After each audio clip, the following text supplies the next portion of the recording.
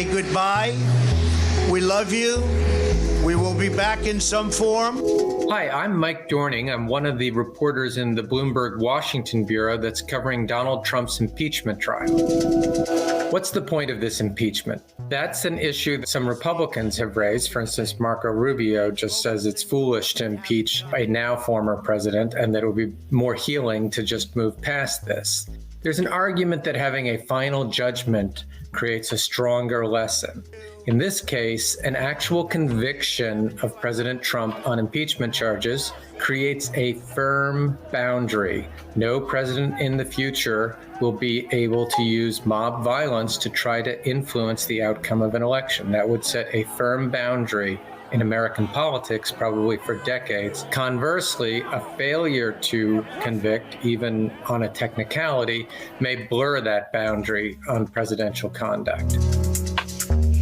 Is this even legal? Some Republicans in the Senate have argued that once a president has left office, that it's no longer constitutional to impeach them. Well, the Senate took up this question in 1876 in the impeachment of War Secretary William Belknap. William Belknap had actually resigned before the House could impeach him, but the Senate voted that, in fact, it was legal to impeach a former cabinet officer. There's also some evidence that during the Constitutional Convention, there was an impeachment going on in England of a governor general in India for acts he had done 2 years prior, and he had already resigned from that post. So there is precedent, but there hasn't been an actual president impeached previously once he's left office. Is conviction possible? During the last impeachment, it seemed pretty clear going in that there wasn't going to be much Republican support for conviction, so the whole exercise was going to lead to an acquittal. This time, it's less clear. The center of gravity in the Republican Party is moving quickly. There's a reconsideration of the Trump era going on in the Republican Party.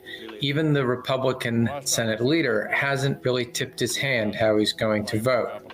So while there is strong support for Donald Trump in the Republican Party and a clear reluctance by some members of the Senate to convict, there is at least a possibility this time that Donald Trump could be convicted on an impeachment charge.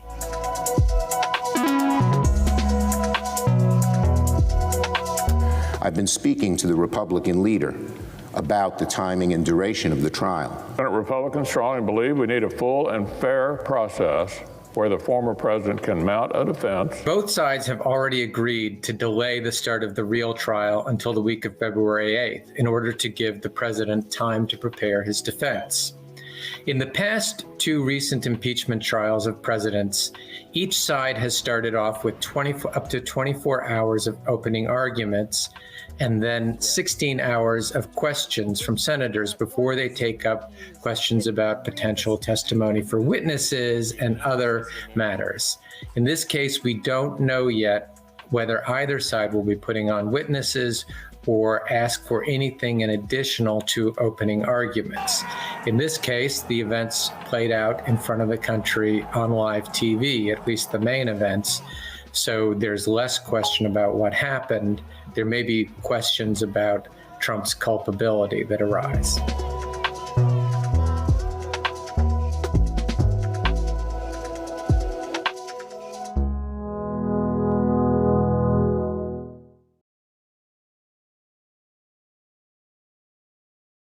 The biggest stories the moment they happen from around the globe. Subscribe to Bloomberg Quicktake now for insight in an instant.